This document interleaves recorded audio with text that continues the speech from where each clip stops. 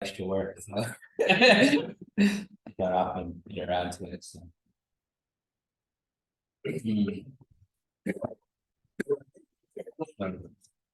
Oh, look outside. I feel a lot better about canceling our picnic. Just started pouring. That's a relief. Yeah, there we go. God's on my side today. All right, so on that happy note, we got to enjoy a good bit of weather. So I hope everyone took full advantage. As I mentioned in the email, we did a spur of the moment trip to the beach, which was great. We have a secret beach spot that we're not going to tell anyone because it's very quiet and very few people go there. So, but I'll let people know for a little bribe. But it's nice. It's like Irish beaches. They go on like safe for the kids because it's like up to your knees out for like half a kilometer or something. Yeah, so it was great. Kids were just running and playing. Just a great day for it. Had some oven pizza afterwards. And it was nice. So on that happy note, my talk today is going to be about the path of least resistance. And I think this is I've been thinking about this a lot. I remember when we did the Principle of Peace lectures from Reverend Hannah, there was some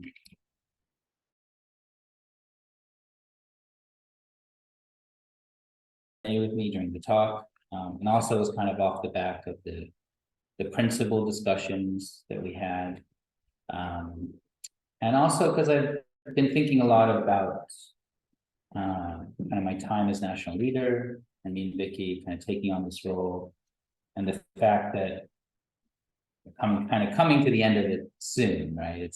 We kind of agreed that there's 3 years left maximum. No, it's done, right? So, so yeah, so I think it kind of brings up a very interesting question around, always in life, we often have to do things that we don't like to do, right? That are difficult. And it really starts kind of when you're a kid and you have to go to school. And, we've had to take Natty to the prep and he's just crying and he's visibly miserable, right? That he's being sent to this place and separated from his parents, right? Although he's gotten used to it pretty quickly. But it's kind of like a good analogy or visualization of how everyone feels inside when you go to school, right? It's just a bit of a chore sometimes. And, I think everyone has this experience where, they're in school and they just really aren't happy, right?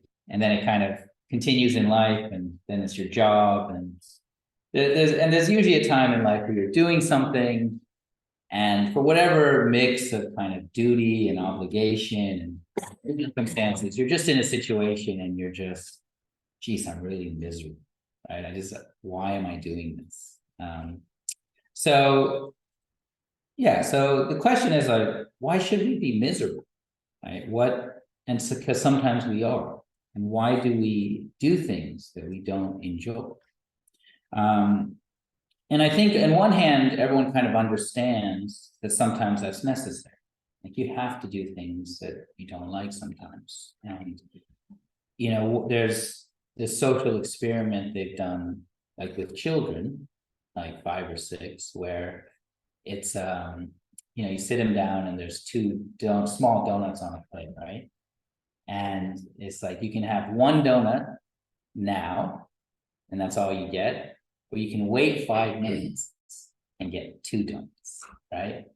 It's a very powerful kind of social experiment because they found that the kids who have learned are capable of the delayed gratification, like when they do kind of further studies, they become much more successful in life and they have much kind of more fulfilling lives, right? As a very simplified way to do the study. So it's but we kind of all recognize that there's a need for delayed gratification. Delayed gratification is kind of crucial and important for human development, right? That there's a problem if all you do is just kind of satisfy your daily needs, right? And sometimes, especially if people get into like a cycle of depression, or they're kind of in this situation like where they just don't want to do anything, right? It's you know, they don't want to wake up, or they do the bare minimum. It's like the desire to eat kind of forces you to kind of get out of bed, right? It's like it's the last kind of physical urge to force you to kind of live and to kind of continue. So we kind of know that there's some amount of, you know, delayed gratification. We have to kind of force ourselves to do some things, because actually it's better for us. It actually leads to more happiness, right? It might be a little difficult now, but it makes us happier later, right? And I kind of want to share kind of two examples of that, or maybe two testimonies of that, to kind of highlight why I think this is kind of important, and how it's really a crucial part of our lives of faith. And the first time this really kind of, I almost had a much deeper understanding of this, was in Korea. And I was going to Korean public school. And it was very difficult because I'd only done like a 1-year immersion course. Like I hadn't done an immersion course. I did like 1 year foreign study. You know, I was learning Korean. I could read the alphabet. I knew some of the basic grammar.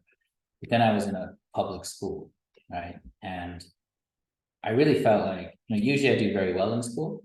And, you know, I actually enjoyed school as a kid. And I was very much kind of a teacher's pet kind of thing, kid that annoys all the other kids and hangs out with the nerds in the library and stuff. But in Korean school, you know, I was like, I went from that to kind of, everyone else must have thought I was like maybe a little retarded, right? Like I just, I couldn't, you know, I didn't know if it was homework or not. I couldn't express myself. If the teacher asked me a question, I just blank out, right? It's just because I just didn't understand enough, right? My Korean level just wasn't good enough to be doing public school coursework, so I just had to catch up, right? And the good thing is in Korean public school, they don't fail anymore. You just automatically go to the next class, so you just stay behind essentially, unless you can catch up. So I just, for a while, I really dreaded going to school. Like it just made me really unhappy. And it was especially because it's also hard to make friends because of the language barriers. You can't really connect with people. And it was such a contrast to living in the dorm where everyone is kind of second gen and you have a schedule and you do activities together. And so it's the language barrier, but also then obviously the cultural barrier of trying to connect with kids in school. So, but I wanted to make the time useful. I didn't want to just go to school and be miserable, right? And you know, often I was kind of going and just sleeping through all the classes, and not because I was tired, but because I think I have this like, my brain shuts off when it's not active. I've done this even like at Google on a conference call, right? It's like if I'm too bored and not moving, I just kind of pass out, right? It's like some weird form of narcolepsy. So, you know, if I'm talking to you and I fall asleep, it's because you're boring, right? No, or I was super tired. But yeah, so it's like, I didn't want to waste my time. I just really felt like, you know, why am I doing this? And it kind of made me ask myself, like, why do I want to do this, even though it's difficult, even though it makes me very unhappy to be there? And, you know, so then it made me kind of take a step back and be like, well, these are the reasons why I want to do this, why I think it's important, why I think it's valuable. And I came up with this mantra that kind of stuck with me, kind of became a part of my habits and way of thinking, which is I came to the conclusion that I have to learn to enjoy what I hate doing. And that was how I really tried to approach going to a Korean public school. Like, how do I enjoy this? How do I take this on as a challenge and find value and enjoyment? And the key to that was kind of trying to see the bigger picture and really understand the value of going through difficulties and how it would help me grow and help me deal with difficulties. And it was very much influenced a lot by, you know, the Hyundai K books at the time. There was one called Way for Students, right? And it was all kind of a collection of speeches Father gave specifically to students, to young people about studying and their attitude when studying. And Father was very clear in that, you know, if you study for yourself, it's can be very deep, it's not as motivating. You can study to kind of be rich or study to gain knowledge.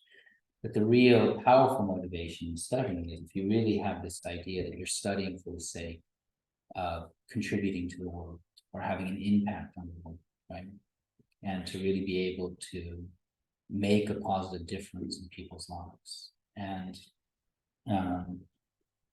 it was really kind of a powerful perspective to have. It was very kind of a much more principled way to look at studying and doing things that are difficult. So it really helped me in that. And so I had this, okay, I have to learn to enjoy this. I have to learn to enjoy the studying, like make it a challenge, sit down, memorize a certain number of words, or sit down and try to, learn about the hardest subjects were Korean grammar and Korean history, because they had the hardest vocabulary and sentence structure, right? There was one time in the history class we were learning about like it was in the Korean language, the evolution of the Korean alphabet. So you had to learn how to like read the original Korean alphabet and then the political dynamics of the time, right? And it was so hard because even you looked up a word and it wasn't in the dictionary because they had kind of made up the word from different Chinese characters and stuff. Like it was but I got enough of it that actually I was like, oh, this is kind of interesting. This is the origin of the Korean language. This is the political environment the king was working in. And I actually still remember that to this day, some of the original Korean writings, and how the pronunciation was right, and then how it evolved to the current language. And that's interesting, right? And that was actually, I learned something from it and I found it valuable, right? And it kind of also helped me to understand, language is always evolving. It's always changing, right? It's a very flexible thing. And I find that's very important when people say you have to learn Korean. Korean is the chosen language. And I'm like, yes, maybe, but the Korean in the future, if everyone speaks Korean, won't be understandable by people who speak Korean today, right?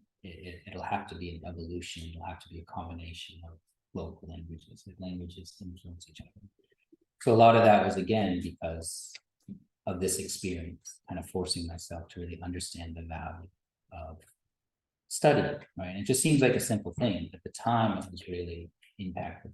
It really made a difference in my, and actually in how happy I was, in my quality of life, because I kind of changed my perspective and I really tried to enjoy school. And actually then in high school, I joined an English drama club because some girl asked me to join, and so then I could even make some friendships, and it kind of changes the whole atmosphere and perspective, right? So so it became very clear that sometimes you have to do things you don't like doing, but if you're doing them, you have a reason. If you have a reason, then you should enjoy it. The reason is important. And if you have a reason to do something, then there's no point in suffering through it, right? The reason should be enjoyable. And that was kind of a very,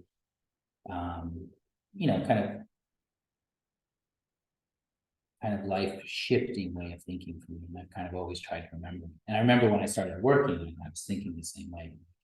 What am I doing here that adds value, right? How am I helping the world? And I kind of could piece together, right? This is how, by helping the company, you kind of help the economy, and that helps people, and kind of justify my existence and my salary and my 40-hour work, right? But it mattered. It really made a difference, because then I could enjoy work, even though it was challenging, even though I almost got fired the first year. It's just like, I was always like, well, this is all learning, it's all experience, it's all and then the other example that I really wanted to share, because I've been thinking about it, and I think it's very important. I'm really trying to focus on the future, is this role of national leader, right? And can I enjoy it, right? It's a tough role in many ways. And I want, I'm not saying that because I want, sympathy or people to come up to me after and say, don't worry, you're doing a great job. I'm not fishing for compliments, right? Like James is there giving me the world's tiniest violin. No, this is the smaller one. Yeah, the world's tiniest violin. But more, I really want people to prepare to understand kind of what it entails. I'm hoping that, among our own community, we can find people that want to take on mission roles and understand the value of it, actually, that it's worth it, right? Because it is like the challenges are, it can be very emotionally draining, right? You really have to be able to handle many different personal situations, right? In many ways, you take on the role of being like a counselor.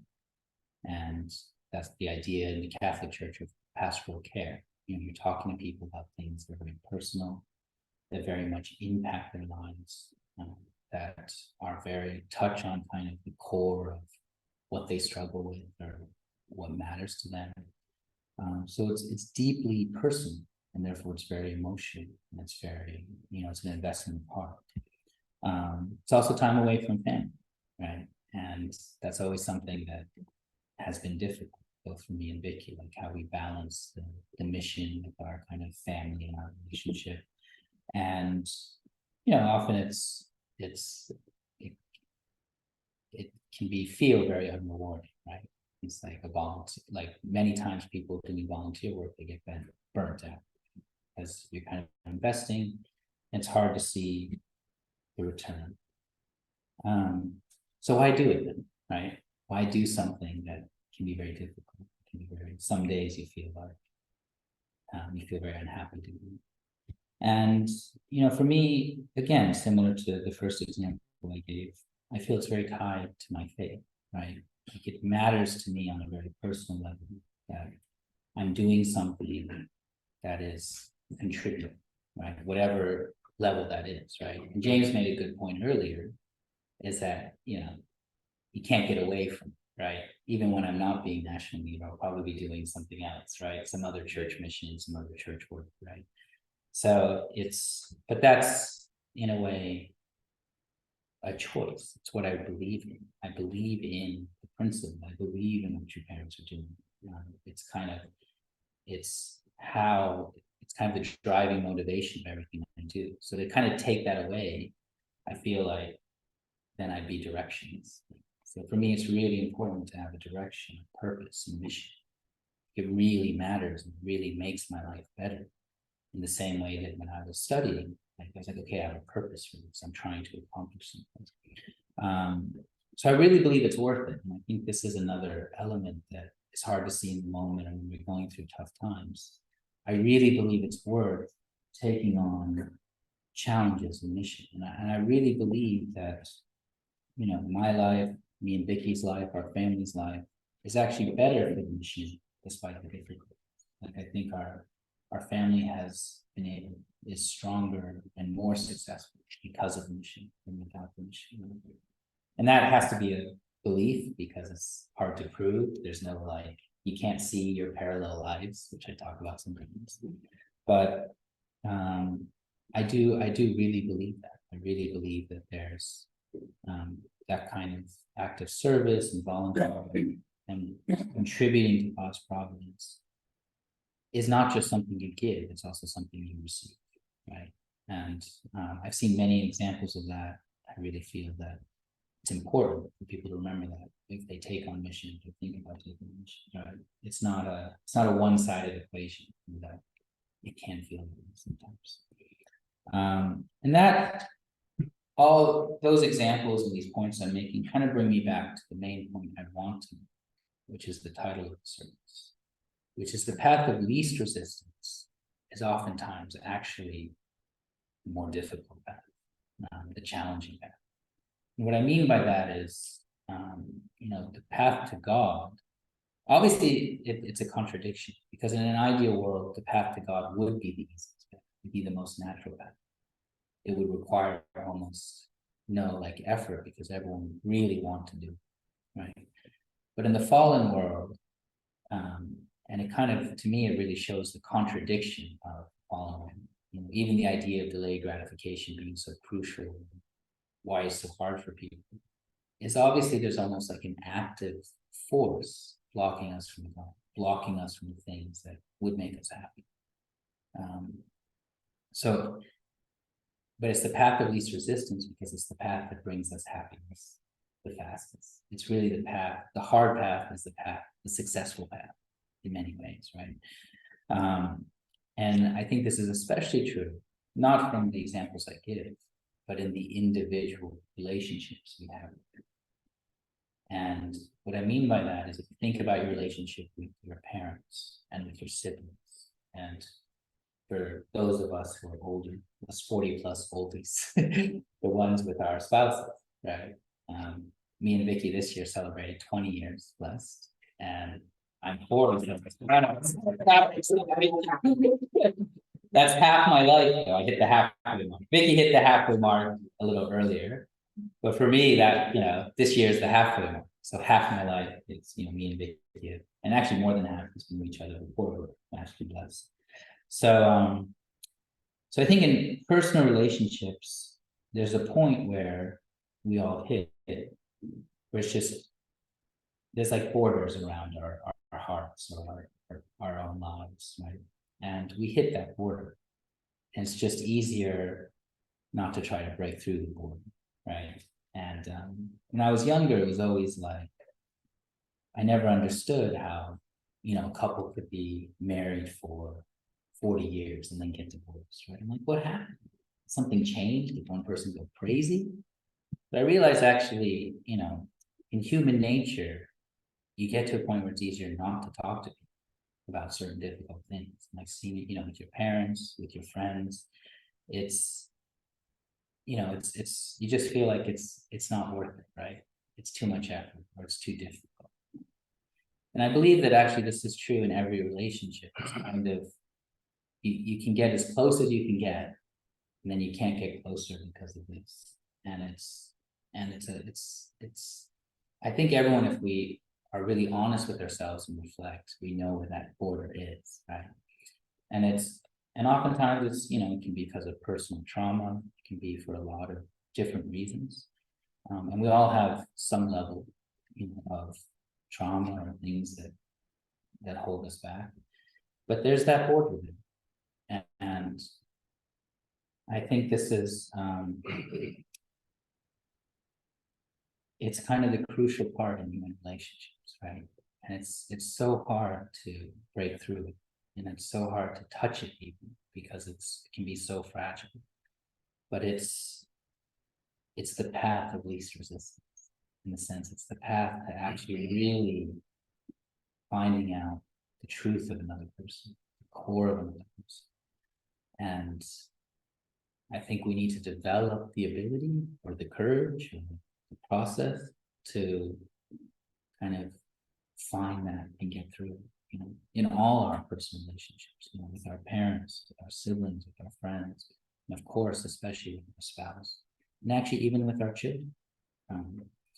There are things, Zach is, when kids are young, they kind of just say everything and share everything, but even I see now Zach's afraid to tell me certain things because he's worried about the way I react, right? So it's even that, the parent-child relationship. It's important parents don't get too, and I remind myself of this, too arrogant about how well they know their children. I remember when I was 12, I really started to I used to worship my dad, and right around 12, I started to be like, hey, wait a minute, my dad's doing things I don't agree with, right? But I could never tell him that, right? Not when I was 12. So, and of course, it doesn't mean you can go around and just open your heart to it, right? That brings its own challenges. There's a reason those borders are there. So I'm not saying we should irresponsibly rip down all our borders. Maybe that's a political statement as well. But on the emotional level, the borders are there for a reason. So it's a very sensitive, it's more like a surgery than a bulldozer situation. But I just think it's so crucial that we recognize and that we keep working, right? And so that when I talk about the path of least resistance, that's really what I feel I mean when I say that, right? It's like the path to actually find God is that most sensitive part of our hearts.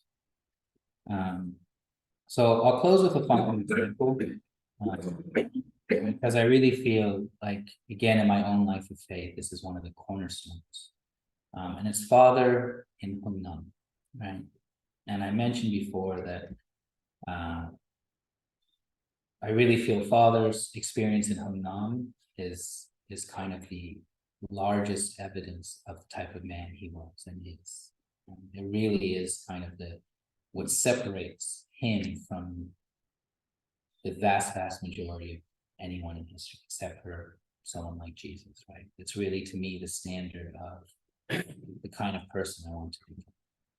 And, when Father talks about Hungnam, he really explains he went into Hungnam believing this is how I'll prove the principle. This is how I would serve God's will, right?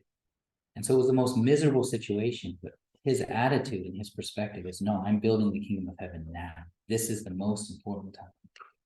And so Father in Hungnam was able, I don't think you get a more worse situation than a labor death camp, right? But Father in Hungnam was able to enjoy, in a way, prison. He was able to enjoy a labor death camp. And I don't mean like he was happy and it's like, this is a blast and this is the kingdom of heaven. But I mean that he could love people and be loved and have real relationships with people in a situation where most people were behaving like animals. And those relationships, I think, were probably some of the deepest he ever had in his whole life. And also they then became his legacy and a testament to the power of God's love. So the conclusion is, in our lives of faith, we're trying to find God. And it's very easy. The path of least resistance is actually doing nothing, right? Just sitting around, or just kind of continuing with the things we do every day. But I think that the path of what we see as the path of least resistance is actually the path that causes us, the most harm. It's the path that actually stops us from going, stops us from finding. So I really believe the path of least resistance is often the hardest path, but it's the path of virtue.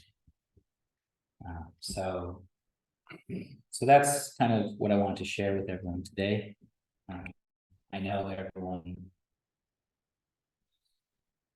will have their own kind of connection to it or not, but for me, it's a very personal thing. It's something I really believe in and I really care about. I'm always trying to understand better, how I can kind of, ultimately how I can find them, how I can live the principle every day. Also because I believe that's how I find happiness. That's how I live. That's how I make other people happy. So on that note, I'll close with a prayer. Thank you, everyone. Sarang Manashin,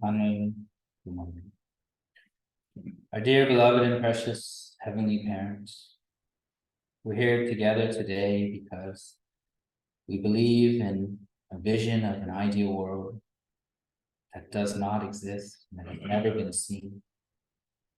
So really the core of our faith is to strive for something new and something different. Something that would be revolutionary by the standards of today's world, and by which we ourselves are in many ways not qualified to build.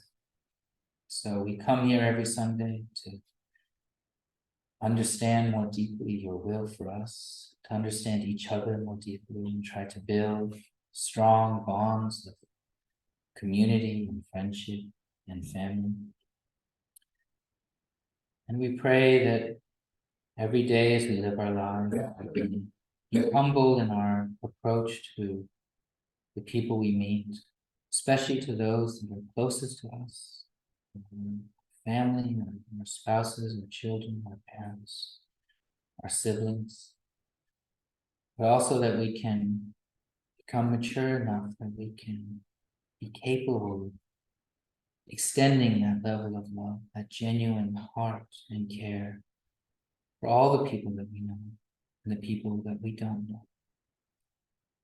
So we're so grateful for the work our true parents have done throughout their whole lives. We know that for true Father and Spirit world and true Mother here on earth, it's a continual service that they do. that they continue to do. And even though it's so obvious that it's difficult for them, that it's a challenge, that it requires never-ending work, we also, I think, should take hope and faith and comfort in the fact that it's also a labor of love. It's something that they want to do, they're grateful to do, that it brings them happiness to educate the world, to try to bring the world away from suffering and towards your love. So I pray that we can be such people, people who are happy to serve, to reach out, to share your love with others. Actually, today's song, even though we struggle to sing it to an expert degree, pass it on, is a very deep, there's a very deep meaning behind it. Like the heart to share the love we receive, the grace that we receive, the joy we receive from you and from those around. So I pray in that spirit we can go forward today and really care for each other and our brothers and sisters. I also thank you for, and just pray for the lunch as well. We can enjoy Rose's preparation in our heart and enjoy the time together. And I thank you and report this with a very grateful heart, sincere heart. In the name of Young and Vicky Loew, that's Central Family. All right, thank you everyone. Welcome, Ethan back up.